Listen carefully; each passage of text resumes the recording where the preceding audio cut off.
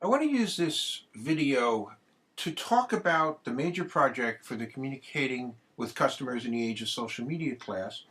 And I want to do that by focusing on one industry that you might consider, or that I'm using as, I guess, an example here for the major project, and that's the office chair industry.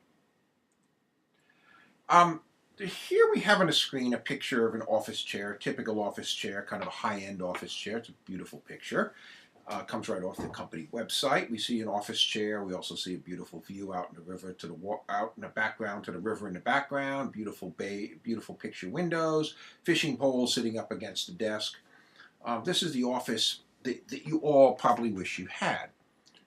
But if we look at it a little bit more typically, I've put pictures of 5 different types of office chairs on this screen. In the upper left corner, we have this red office chair. Notably, I've captured a picture from the company website, and they provide 5 different views of that particular chair that you can see, different profile views.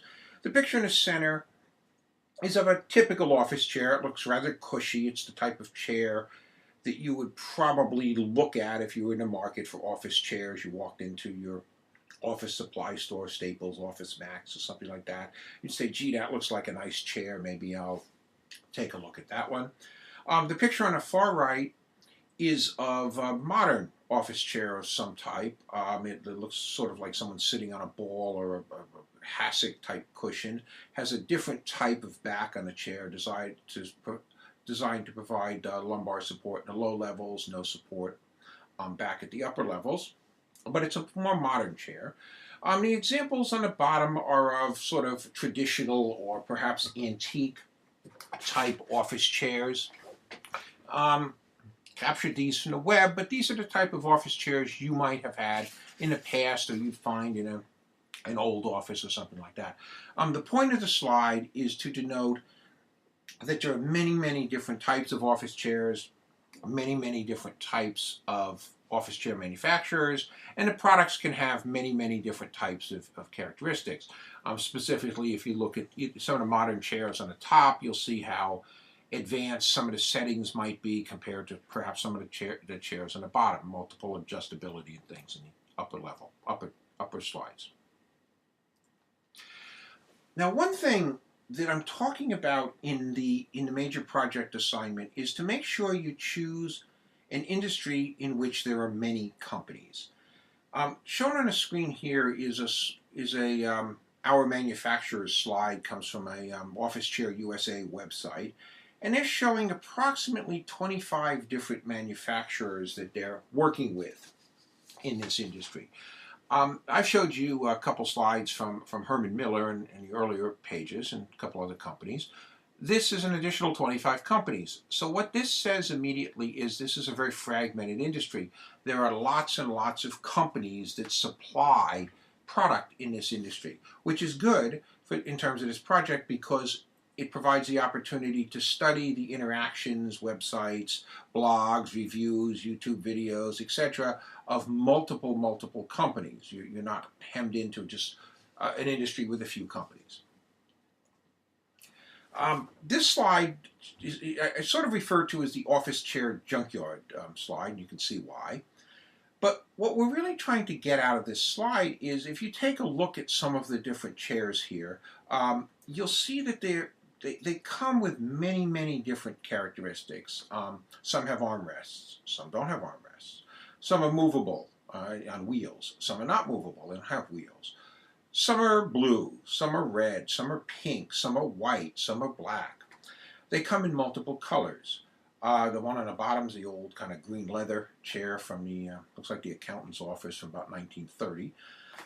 But you see they come with multiple characteristics. So they sort of have a product, if you will, to fit all different needs, or products designed with many different characteristics. So my favorite is the little light blue chair, teal chair in the upper right-hand corner.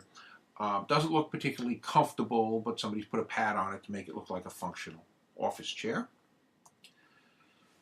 What I want to stress really with the information flow, and we have an assignment in week 2 for the major project where we'll basically be identifying sort of the spec sheet for whatever industry you're studying, the information needed to make a purchase, or that a typical consumer, a typical business person would need to make a purchase in those industries.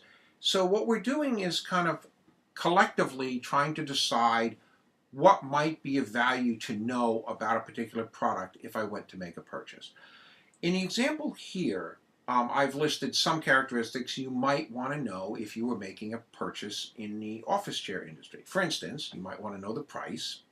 You might want to know the warranty. You might want to know the colors it comes in. If your black is the only color you're interested in, that's fine. But if you want pink and blue and red and orange and things like that, it's important that that be available. You might want to know the delivery times. How long does it take to get a chair? The Herman Miller Aeron chair that I showed you there, probably that was in black. That probably comes very quickly. If you order some of the other Herman Miller chairs, you might wait 6 months, 3 months, 6 months for delivery. I assure you that's true because I actually have ordered products at times from Herman Miller, and if you order the colors, they take a while. More importantly, you might also want to know information about the specifications, the functionality of the product. I've listed a few things here. Chair weight, how much does the chair weigh? If you have somebody picking it up and moving it around the office, that might be important. You might want to know about the maximum occupant weight. If you have people, if the chair holds 150 pounds and if people work in the office or weigh more than 150 pounds, weigh more than 200 pounds, etc., it's important to know what that weight is.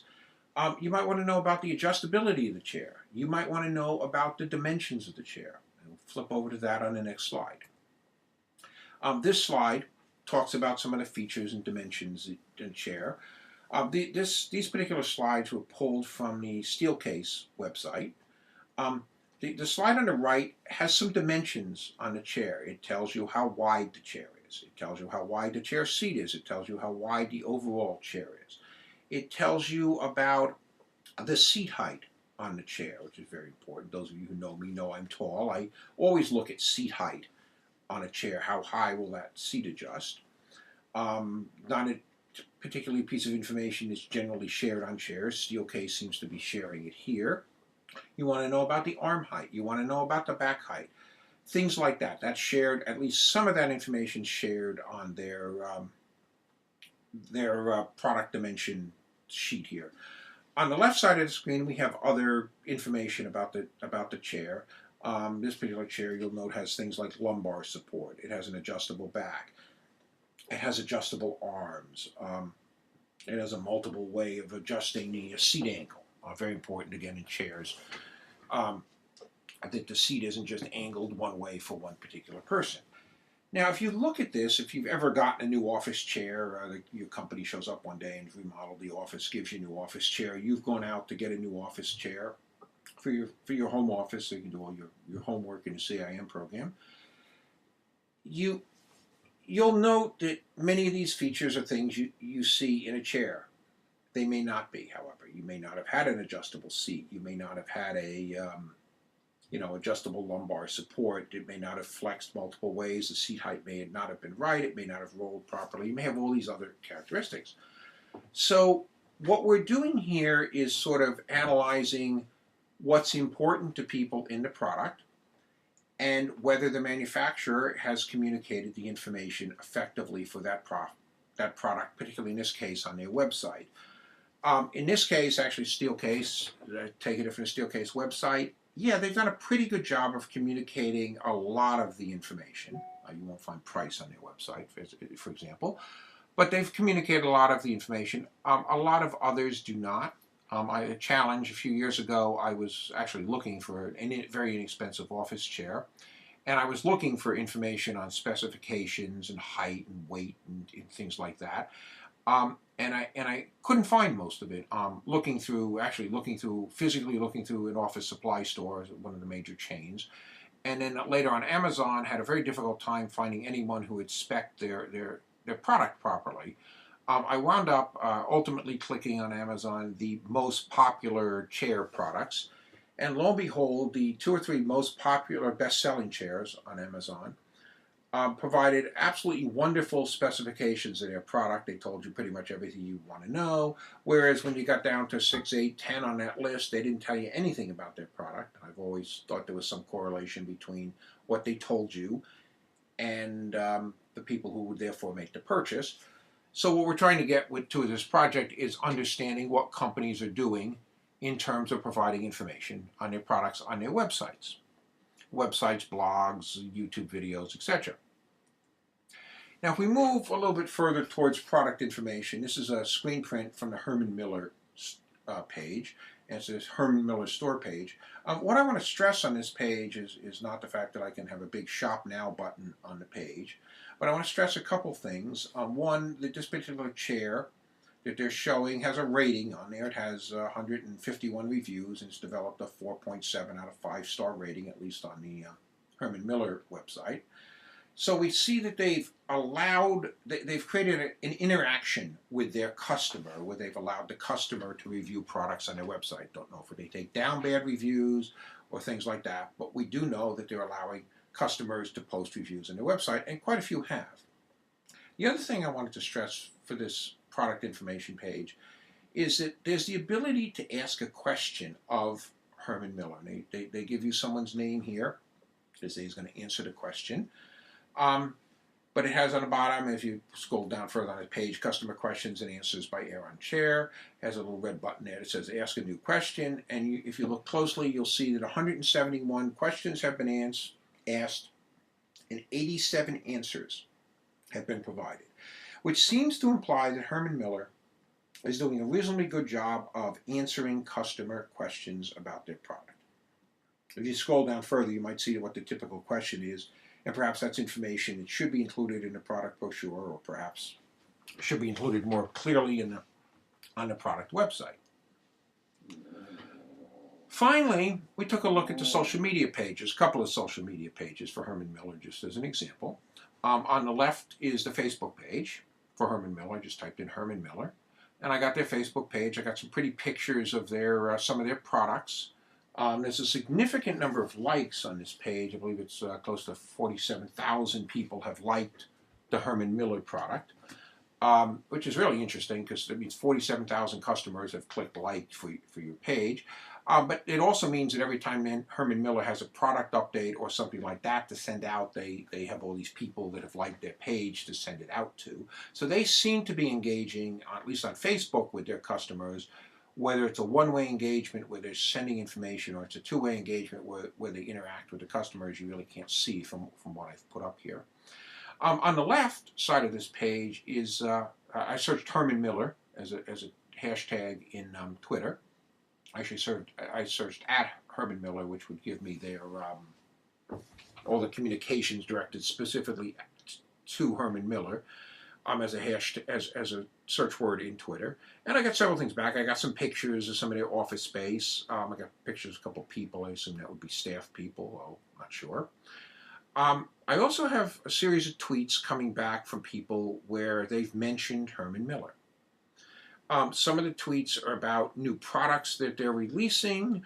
Some of the products are saying, my new chair is coming, sounds really fantastic, can't wait, things like that. What's interesting in the Twitter feed is that we're seeing a relationship, at least I scanned it a little bit before I posted it here, and it seems to be going one way, where their customers are saying at Herman Miller, sending a message to Herman Miller with Twitter, and we're not seeing anything come back from Herman Miller, at least in the main Twitter feed here, that denotes, hey, I heard your problem, yeah, we're addressing that, or thanks for tweeting about our brand new products coming out, that's really cool. So it seems to perhaps it's a one-way street, perhaps it's not, perhaps you'd look further. The key element here is that the company itself, in this case, one of the companies in this industry, is using social media, is set up on social media to communicate with its customers, and in fact has 47,000 of them that liked it on Facebook. So they're clearly getting some information out and using social media in some way to communicate with their customers. And I've only selected Facebook and Twitter here to limit the information that they're putting out in this not so brief presentation at this point. What I wanted to stress here, go back to summarize the major project for the class. You're selecting an industry to study. Hopefully there are multiple, really the criteria has to be, there have to be multiple companies in that industry so you can study multiple companies and how they communicate. So there should be multiple companies. It should be some sort of product, hard product, physical product, something like that, that will allow your classmates to develop a spec list. What are you interested in if you buy that product? And I went through the Herman Miller list of the ones. I put a quick list together myself. Then I showed you those website pages where I added things like lumbar support and adjustable seats and things like that, which I hadn't thought about when I had put the first page together. I'm trying to show you the process of how it can develop. Then we talked a little bit about what their web pages provided. Then we talked a little bit about what their social media pages provided. That's the process of taking an industry that we're going to do and bring it through the process within this class. So this will conclude this video on the office chair industry in the context of communicating with customers in the age of social media.